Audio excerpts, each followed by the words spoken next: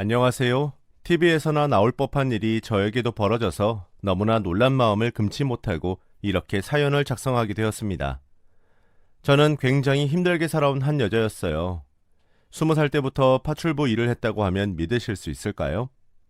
어린 나이에 부모님을 잃고 동생들을 돌보면서 저의 젊은 시절은 통째로 날아갔다고 해도 과언이 아니었어요.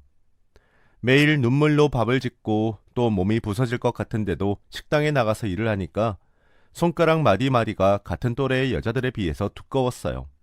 아니, 이렇게 젊은데 무슨 손가락은 농사짓는 노인네보다 더 두꺼워? 이래서 시집은 갈 수 있겠어? 라고 하는 겁니다. 얼마나 그게 상처였는지 몰라요. 남들에게 손을 보이기 싫어서 여름에도 긴팔을 입고 소매로 손가락을 가렸죠. 그게 반복되다 보니 저는 늘 마음이 상처투성이었고 하루하루 사는 게 참 힘들었습니다. 뭐라 설명할 수 없을 정도로 막연한 나날들이 지속되었고요. 집에 가면 동생들이 언니 나 배고파 밥 줘 라고 하는데 주머니에 돈 한 푼이 없어서 애들한테 식당에서 싸온 남은 잔반을 줘야 하는 그 서러움은 잊지 못할 정도로 마음이 찢어졌죠. 그렇게 혼자서 고군분투하면서 살고 있을 때 저에게 빛과 같은 한 남자가 다가왔습니다. 그 남자는 저희 옆 초가집 같은 곳에서 살고 있던 사내였어요. 거의 마구간이라고 불러도 될 정도로 십수년간 그 집에서는 아무도 살지 않았거든요. 어느 날 누군가 그 집에 들어와서 물건을 전부 정리하고 망치로 이곳저곳을 두들기면서 수리를 하더니 나름 사람이 살 수 있는 정도의 상태가 된 겁니다. 신기하다는 생각이 들었어요. 그 집이 이렇게 버려진 채로 있다는 게 굉장히 아까웠는데 젊은 남자가 그래도 가까이 있으니까 마음이 든든하더라고요. 여느 때와 같이 출근하고 있는데 애들이 참 귀엽네요. 동생들인가 봐요. 슬쩍 보니까 어쩌다 보니 가장이 되신 것 같은데 저랑 처지가 비슷하시네요. 저희 집 걸어서 5분도 안 되잖아요. 앞으로 오가며 인사도 자주 하고 그랬으면 좋겠네요. 라고 하면서 친근하게 말을 걸더라고요. 무척이나 고마웠죠. 누군가 저에게 그렇게 친절하게 말을 건 적은 단 한 번도 없었거든요. 설레는 마음에 하루 종일 기분이 좋았습니다. 저도 그 사람이 좋으니까 자꾸 웃음이 터지고 또 볼 때마다 행복한 기분이 드니까 속으로 참 저런 남자를 내 남편으로 삼으면 좋을 텐데 생각을 했어요. 조금씩 가까워지고 있을 때 저희들이 결정적으로 가까워지게 된 계기가 생긴 겁니다. 아직도 그 사건을 생각하면 가슴이 사무치고 미칠 것 같은 고통스러움에 정말 힘든데요. 제가 동생이 2명이 있는데 그 동생들이 학교도 못 가고 그래서 자기들끼리 잘 놀았어요. 저는 동생들을 먹여 살려야 하니까 항상 밖에 나가서 일하고 아이들 케어를 잘 못했고요. 그런데 아이들이 비 온 다음 날 강물이 불어나니까 거기에서 논 겁니다. 평소 같으면 그 계곡에 물이 말라서 바닥이 훤히 보일 정도였는데 그 전날 비가 많이 오니까 물이 올라가게 되었고 겉으로 보기에는 충분히 발이 닿을 것처럼 보인 거였죠. 그 안쪽에 물살이 얼마나 센지 동생들은 아무것도 모르고 그것으로 뛰어든 거죠. 매일 얼마나 눈물을 흘렸는지 모릅니다. 터덜터덜 지친 몸으로 서빙을 하고 있을 때 자기야, 나 참 미치겠네. 자기 동생들한테 엄청 큰일이 났어.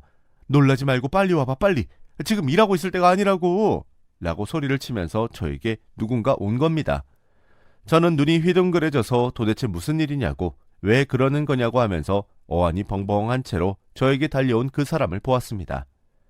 그분은 앞집에 사는 동네 이장님의 아내분이셨어요. 가슴을 쓸어내리면서 그 동네 이장님의 아내분은 제 손을 잡고 가게 밖으로 나와서 미친 듯이 달렸고 저는 도대체 동생들에게 무슨 일이 생긴 거냐고 수십 번 물었지만 이미 속으로는 직감을 했습니다. 아, 계곡물이 불었었고 거기에 동생들이 들어간 거면 틀림없이 죽었겠구나. 정말로 큰일이 났구나 하면서요. 현장에 도착하니까 계곡 바깥에 폴리스 라인이 쳐져 있고 동네 사람들이 모두 모였어요. 제가 등장하자 사람들이 저를 모두 쳐다보고 어쩌면 좋냐고 하면서 혀를 끌끌 차더라고요. 저는 하염없이 눈물만 났습니다. 내 동생들 어디 있냐고 소리를 치니까 싸늘한 시신 위에 하얀색 포가 덮어진 곳을 손가락으로 가리키더라고요. 그걸 본 순간 정말 참을 수 없는 눈물이 흘렀고 이걸 어떻게 하냐고 하면서 대성통곡을 했어요. 그때 제 곁에서 어깨를 잡고 괜찮다고 하면서 꽉 잡아준 사람이 바로 옆집 남자였어요. 알고 보니까 소식을 듣고 옆집 남자가 계곡으로 바로 달려왔고 아이들이 계곡에 빠져서 허우적거리고 있을 때 목숨을 걸고 아이들을 물 밖으로 그 남자가 빼낸 겁니다. 정말 만약 악마 같은 그 거센 물살에 자기 목숨이 위험할 수도 있는데 그 남자는 제 동생들을 살려야 한다며 죽었으면 시신이라도 건져야 한다는 심정으로 몸을 던진 거죠. 이미 물 밖에 나왔을 때는 동생들의 숨은 멎은 상태였고 그 남자는 안간힘을 다해서 인공호흡을 했지만 달라지는 건 없었습니다. 그저 죽은 동생들은 더 이상 돌아오지 않았고 저는 한순간에 동생들을 잃은 허망한 삶 속에 빠진 비참한 여자가 되어 있을 뿐이었죠. 정말로 너무너무 힘들었습니다. 그 남자는 미안해요. 내가 꼭 살리고 싶었는데 그러지 못했어요. 정말로 당신 동생들 내가 살리고 싶었는데 애들이 너무 어리고 아무것도 모르니까 어른들 없는 사이에 계곡에 들어간 것 같아요. 라고 말하는데 저는 그래도 제 동생들 시신이라도 찾을 수 있게 해주셔서 무척이나 감사하다고 하면서 마음을 추스렸어요. 정말로 부모님을 지병으로 떠나보내고 남은 가족마저 떠나보내니까 미칠 것 같은 감정이 쏟아지더라고요. 너무나도 힘든 마음에 도저히 숨길 수 없어서 저는 안 좋은 선택을 하려고 했습니다. 그래, 동생들 때문에 살았는데 동생들이 죽으면 난 앞으로 어떻게 살겠어. 절대로 살 수가 없다고 생각하며 끝이 보이지 않는 절망에 빠져있던 도중 그 남자가 찾아왔어요. 내가 동생들을 못 살려서 진짜로 미안해요. 그런데 나 당신 없으면 안 돼요. 내가 당신 좋아하는 거 몰랐죠? 당신이 얼마나 매력적인 사람인지 아직 당신은 잘 모르는 것 같아요. 당신 진짜로 매력적이고 너무나 사랑스럽고 착한 사람이야. 이렇게 갑자기 떠나면 나 진짜 도저히 견딜 수가 없을 정도로 아플 거야. 무슨 말인지 알아요? 그러니까 제발 당신 죽지 말아요. 지금 가슴이 찢어질 듯 아픈 건 다 알아요. 나도 다 안다고. 그런데 그러지 마. 라고 하면서 그 굵은 손으로 저를 잡고 펑펑 우는 겁니다. 얼마나 슬펐는지 몰라요. 왜 나한테 이런 시련만 생기는지 생각했지만 그래도 한 사람이 나를 정말로 많이 사랑해주고 나 없으면 죽겠다는 말을 해주니까 그게 참 위로가 되더라고요. 그래, 날 이렇게 위로해주는 사람이 또 있었구나. 그러면 내가 힘내서 살아야지. 세상에 나 혼자 남겨진 건 아니었어. 정말로 힘내서 살 거야 하면서 주먹을 불끈 쥐고 다시 살아보겠다고 하면서 그 남자의 손을 잡았습니다. 그날 저희는 정말 많은 이야기를 나누었어요. 서로 어떻게 살았는지 수다를 떨면서 이야기를 했죠. 그 남자는 고아로 자라서 막노동을 하면서 입에 풀칠을 하고 있었는데 서울살이가 너무나 서럽고 험해서 이 동네로 무작정 내려온 거라고 하더라고요. 복덕방 아저씨 도움을 받아서 주인이 집을 사놓고 서울로 올라가느라 십수년간 폐가처럼 있던 집을 아주 싸게 월세로 받게 되었고 거기서 집을 수리하면서 지금처럼 살고 있었던 거였어요. 그 남자도 외로움에 허덕이던 찰나에 저를 보게 된 거고 제가 굉장히 착하고 심성이 고운 것처럼 느껴져서 저에게 말을 걸었던 거죠. 그리고 저와 가까워지고 싶어서 잘해줘야겠다 생각을 했을 때 제가 그런 일을 당한 거고 그 일로 인해서 제가 무척이나 힘들어하니까 저를 평생 지켜주고 싶다는 생각을 한 거죠. 그래서 그 남자는 저에게 우리 어차피 혼자고 외로운 셈이니까 합쳐서 살자고 누가 뭐라고 하든 우리 둘이 잘 의지하고 살면 어떻게든 이 어려운 상황을 헤쳐나갈 수 있을 것 같다고 말을 하더군요. 저는 너무나 고마워서 눈물이 나왔고 알겠다고 그럼 나 당신 말 듣고 당신 어깨에 기대서 이 무거운 짐을 덜겠다고 했습니다. 그렇게 저희는 결혼식이나 이런 걸 하지 않고 부부가 되었고 함께 살게 되었어요. 그래도 혼자보다 같이 뭔가를 하니까 하루하루 행복하고 기분이 좋더라고요. 그 남자 덕분에 동생들을 잃은 아픔을 훨씬 더 빨리 치유할 수 있었고 어느 정도 안정이 될 수 있게 되었습니다. 세월이 지나서 저와 그 남자 사이에 아이가 생겼고 저희는 일을 열심히 한 덕에 입에 안정적으로 풀칠을 할 수 있게 되었어요. 이렇게 되다 보니까 어느 순간 행복해지더라고요. 마음도 편해지고요. 그래서 정말 남편의 얼굴을 볼 때마다 벅참이 올랐습니다. 나를 구렁텅이에서 끌어올려준 이 남자. 정말로 내게는 평생 은인이다 하면서요. 손이 덜덜 떨릴 때마다 내 곁을 지켜주고 든든하게 나의 버팀목이 되어주는 그 남자. 진짜로 하늘의 별이라도 따서 바치고 싶을 정도로 너무나 고마웠어요. 그런데 그렇게 앞으로 정말 행복한 나날만 있을 줄 알았던 저에게 믿을 수 없을 정도로 고통스러운 순간이 또 오게 된 겁니다. 제 아들이 7살이었을 거예요. 동네 아이들이랑 같이 계곡에 간 겁니다. 거기에 동네 아이들의 엄마도 같이 갔기에 저는 계곡에 대한 트라우마가 있지만 그래도 어른이 있으니까 아이들이 안전하게 놀 거라고 생각을 했어요.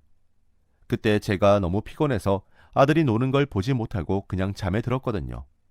그런데 갑자기 아들과 함께 계곡에 간 그 아들 친구의 엄마가 어떡해, 남준이가 물에 빠졌어, 빨리 와봐 라고 하며 문을 두들기고 도움을 요청하는 겁니다.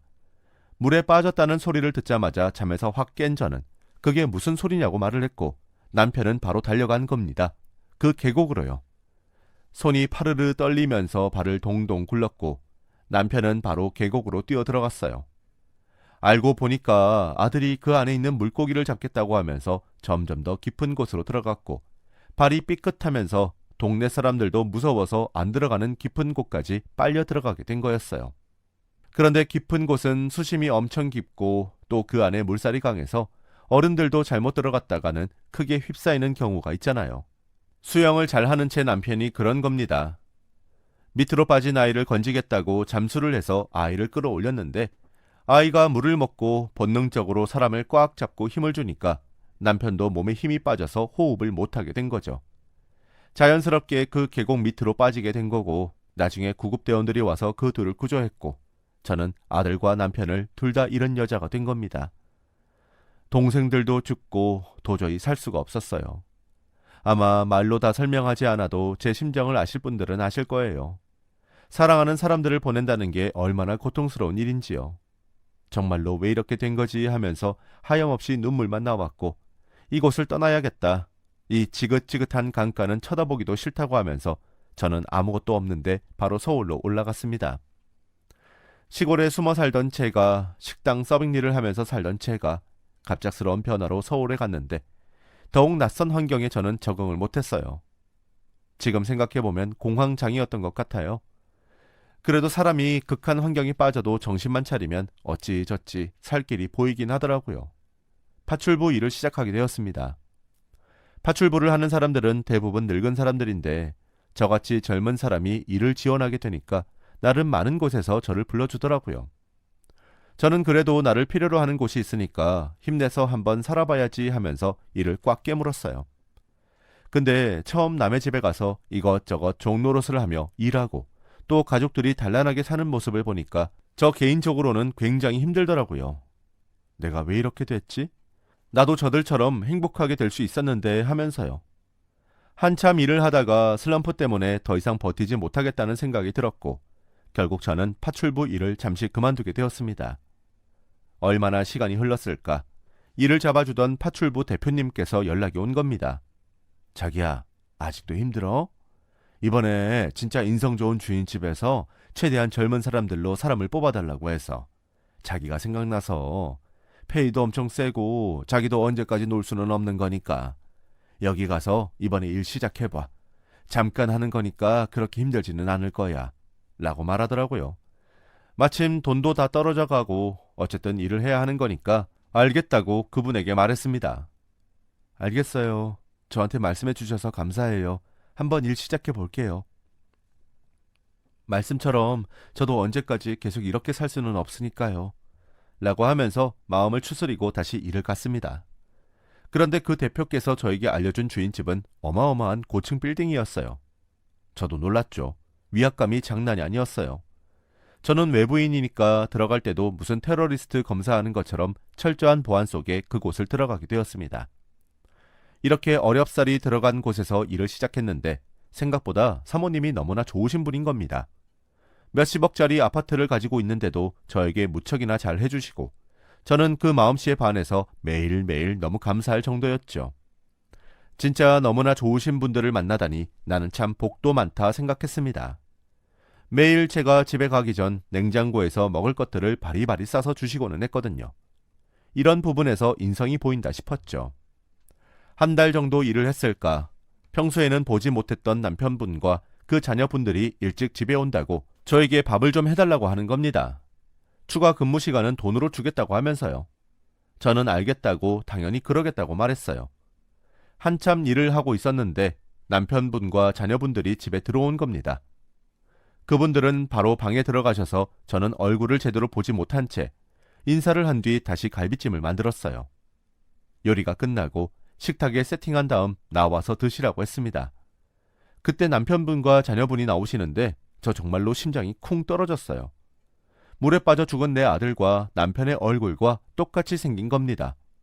손이 덜덜 떨리는 저는 남편 이름을 외쳤어요.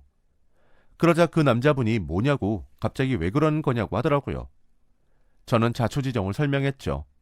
다름이 아니라 몇 년 전에 죽은 제 남편과 얼굴이 너무나 똑같이 생겼다고. 제 남편이 고아인데 가족도 없이 살다가 불쌍하게 떠났는데 갑자기 남편 얼굴과 똑같이 닮은 사람을 보니까 내가 미칠 것 같다고 그래서 눈물이 났다고 미안하다고 했습니다.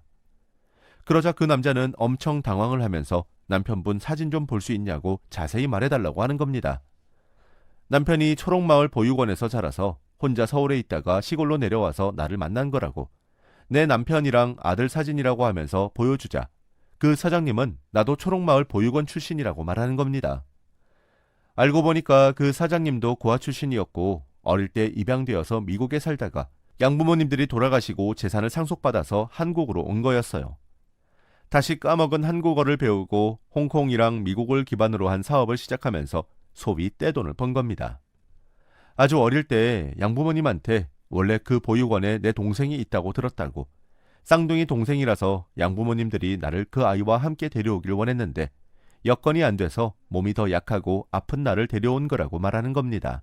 저는 말도 안 돼 정말일까 싶었고 어떻게 하지 하다가 남편과 아들이 죽었을 때 경찰이 시료를 채취한 게 있는데 이걸로 한번 검사를 해보자고 했고 결국 일치가 나온 겁니다. 그러니까 저는 뒤늦게 남편의 가족을 찾은 거였어요. 그것도 기적적인 방법으로요. 그리고 그 남자는 인터넷 기사에 올라올 정도로 굉장히 능력있고 스타트업계의 백종원으로 불릴 정도로 대단한 사람이었습니다. 얼마나 제가 놀랐는지 몰랐어요. 남편의 쌍둥이인 그 사장님은 그동안 얼마나 힘들게 살았냐고, 나는 나 사는 것밖에 몰라서 진짜로 매일 일하느라 내 과거를 찾을 생각조차 못했는데 어떻게 이런 일이 있냐고 하면서 통곡을 했죠. 사모님은 정말 이건 말도 안 된다고 하면서 같이 얼싸안고 울었고요. 그 사장님은 동생이 있는 곳에 한번 가보고 싶다고 하면서 저와 함께 남편과 아들이 있는 곳으로 갔고, 이렇게 험한 곳에 동생이 있다는 게 마음이 너무나 아프다고 하면서 양지 바른 자리를 사서 남편과 제 아들을 옮겨주었습니다.